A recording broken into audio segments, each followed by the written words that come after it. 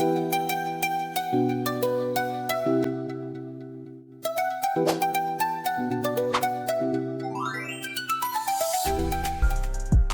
for today's video, welcome to my YouTube channel. Ako nga po pala si M. Sane. Today gagawa po ako ng video reaction. Yung papanoorin ko po ay trending videos din na ginawa po ng isang magaling na rapper, isang mahusay na rapper po dito sa industriya ng Pilipinas, si Skastakli. So, bibigay po tayo ng review and comments sa kanyang video. Ginawa po ito noong February 14. So, Valentine's Day po ito ginawa. So, malupit dito, 25 million views na to. 25,435,708 views sa loob lang ng isang buwan. So, ganun kalapit yun si Lodi Skastakli. Ang title po ng video na papanoorin ko ay Kalimutan Ka. So, official music video po ito ni Skastakli. Ayan, so mga ka-M, ayan, panoorin po natin yung video ni Skastakli. Ayan, di ko na papatagalin pa.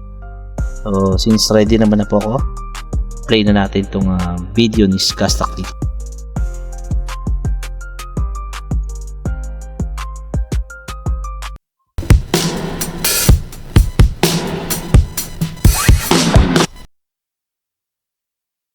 Back natin. Yung may nakasulat ayun post natin dito. Directed by Skastakli and Toad. So si Toad yung kasama ni Skastakli dito. Hindi na si madalas nagdidirect sa kanya si Titus C. So this time sa kanta niya to, si Toad yung kasama niya.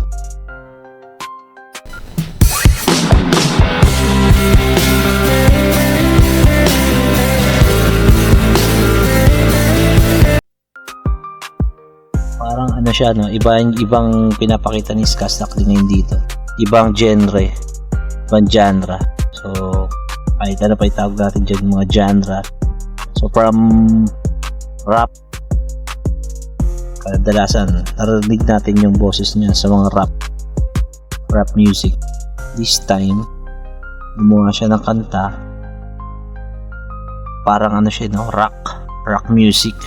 Ko alam kung anong rock ba to or parang metal. So play natin.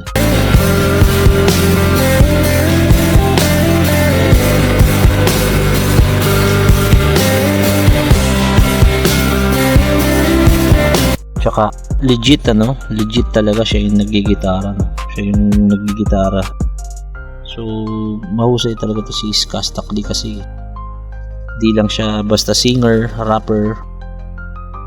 May talent din pala siya sa paggigitara ng electric guitar.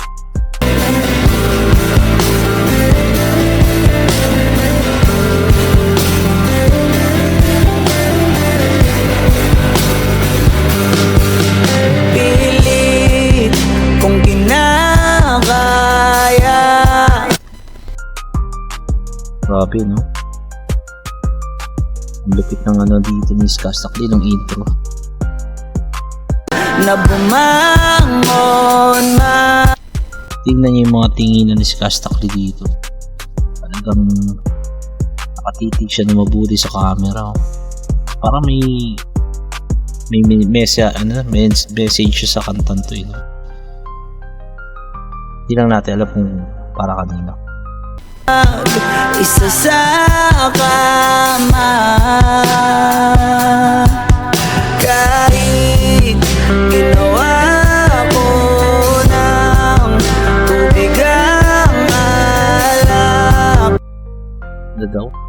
Kahit ginawa ko ng tubig ang alak. Di tumatama. Oh, yun pala yun. So, parang ano siya, no? In relationship. Tapos parang may struggle. Kahit ginawa niya na raw tubig yung alak, hindi pa rin daw tumatama. So, ano to? Break up? Kung sakali na magbago ang isip mo, ako'y lagi lang namang nasa gilid mo. Grabe yung ano, no? Yung kanta ni Skastak. Love song na parang ano siya, lalim ng ano. Actually, mababaw lang yung mensahe ng kanta, pero parang yung pinaghuhugutan malalim. So, may feelings. Kaso nga lang kahit na anong pilit ko, ako'y di mo nakikita.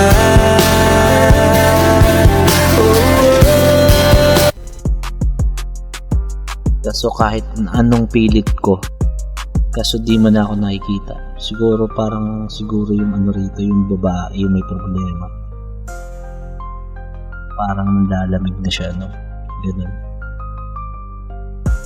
Sakit ng kantang to.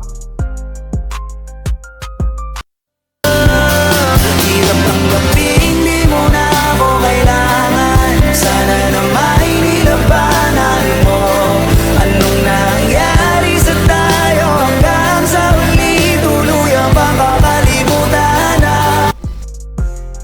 Grabe yung ano, lyrics niya dito. Tagus talaga. Tagus sa puso, no? Grabe yung chorus na rito, balik natin.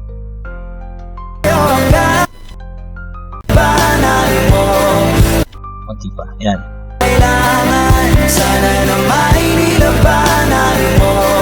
Anong nangyari sa tayo hanggang sa huli, tuluyan bang kakalimutan na? Grabe. Ayoko pang mawala ng pag-asa, mga mata mo'y masilayan ko. At kahit ano pang gawin kung pagkukunwari, ay di na ba nakalimutan na ang kalimutan? Oh, grabe. Ang klase. Pang ano nga talaga to, pang boyfriend or partner, mag-asawa. Tapos may problema sa relationship. Masakit yung message ng kanta, pero the truth hurts. Idol talaga si Skastak pagdating sa mga ganitong love song. Kahit si Flo G, pero si Flo G kasi more on talaga siya, yung mga trap. So shoutout kay Flo G. Last time pinanood ko yung kanta niyang Mala SB. So this time kay Skastak din naman tayo. Later, hindi pa pala ako nakasubscribe kay Skastak TV, no? So later after ko panoorin, sasubscribe natin yan. Okay, continue natin. Walang ibang mapagsabihan, balikat ko'y tinatabi. Oh, walang ibang mapagsabihan, balikat ko'y tinatapi. So ano siya, no? Sinusolo niya yung problema. Wala siyang ibang kinukwentuhan ng problema niya. Parang mabigat yung ano niya rito. Yung nilalagpasan niya yung problema niya sa relationship nila, pero wala siyang pinagkukwentuhan. So mabigat nga talaga yun. Ayan, so sa mga nakakaranas ng ganitong problema, pag narinig mo tong kanta ni Skastak, talagang tatamaan ka. Paano ko tatanggapin ay kay hindi na babalik pa? Sakit nun. Paano ko tatanggapin hindi ka nababalik pa? Naaalala kita, luwa'y di maibahinga, matay wala nang mabigat. Di na ba talaga magbabago ang isip?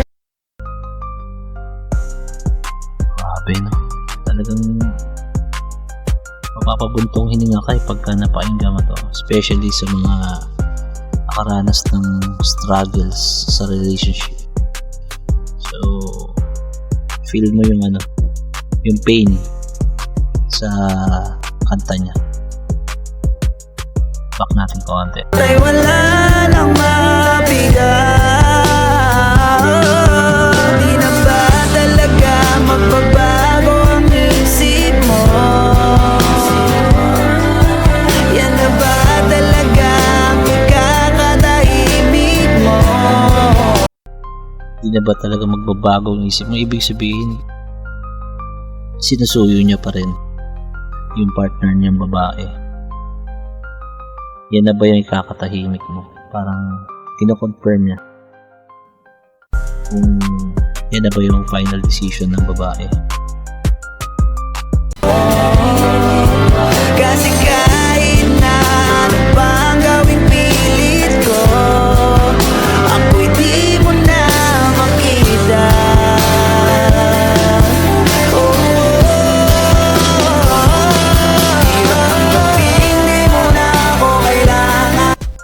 Oh, hirap tanggapin, di mo na ako kailangan. So after ng relationship, give up na yung babae. So nasabi na di niya na kailangan. Parang tapos na siya. So bigat. Sana naman nilabanan mo. Sana naman nilabanan mo. Nga naman, no? Bakit kasi nagpapatalo sa temptation? Hindi lang natin masabi kung anong yung reason bakit may mga ganyang nag-exist. Anong nangyari sa tayo hanggang sa huli? Tuluyan bang makalimutan na? Ayoko bang mawala ng pag-asa? Mga mata mo'y masilayan ko. At kahit ano bang gawin kung pagkukunwari, hindi na ba nakalimutan? Grabe, no? So ikaw, comment ka below kung na-feel mo yung kanta ni Skastakli, kung napagdaanan mo na to. So kudos kay Skastakli, grabe lupit.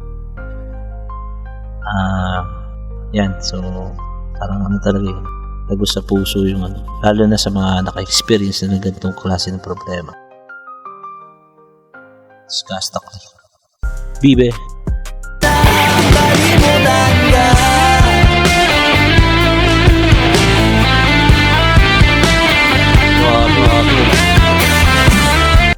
Nilalaro niya yung gitara, oh. Siya talaga yung naglalaro ng gitara. Galing talaga pala si Skastakli ng gitara. Electric guitar itong gamit niya, eh. May dalawa pa sa likod. Yung mga kasama niya hindi ko kilala, eh. So baka kilala niyo kung anong banda yan. Meron ba nakasulat sa description? Wala, eh, no? So anyway, tuloy natin.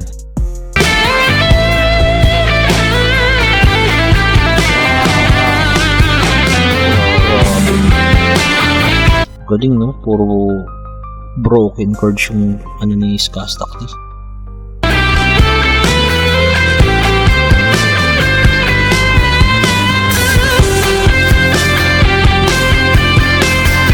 Magko-chorus mo dito. Yun, ano yun? May hawak siya sa kamay. May hawak siya. Yun. Sing-sing, you know? May hawak siya sa kamay, sing-sing. May tattoo, so si Skastakli yun. Ayun, no? Kita mo. Sabi ko na sing-sing. Ayan, so pasensya na kasi may kumakahol. Medyo alive pa yung mga nasa paligid natin. Ayan, anyway, tuloy lang natin yung video. Ayan, nulog niya yung sing-sing. Yung sing-sing siguro nila yan. Sana na may nilabanan. Anong nangyari Sino yung ano niya rito, no? Yung naging artist niya. Yung parang ano niya, yung nasa video. Parang, baka mga model to na ano. Pero di ko siya kilala eh. Sorry pero hindi ko kilala yung babae na to. So baka kilala nyo, no? Pa-comment na lang din po. Hanggang sa huli, tuluyang makakalimutan na ayoko pang mawala ng pag-asa. Mga mata mo'y masilayan ko. At kahit anong gawin kung pagkukunwari, ay di na ba nakalimutan na. Talagang pag mag-isa ka lang tapos may problema kang ganito, pag pinakinggan mo to, sigurado yan, baka iiyak ka. Kalimutan ka. Yun. Tulo na pala yan, no? So, tapos na pala, no? Directed by Skasakli and Toad. Pero andito si si Titus C. Ayun, nandiyan naman pala si Titus C. Creative director na lang siya. Tama ba? Kadalasan kasi ang director niya si Titus C. Pero connected pa rin siya kay Skasakli. Tapos props sa director photography, si Vince Greg. So ayan. Siyempre, iba pa mga detalye.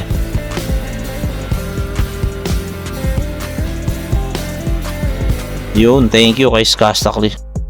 Thank you kay Skasakli, napakalapit mo. Dahil dyan, subscribe na natin yan. Click natin sa all, tapos like natin. Yun.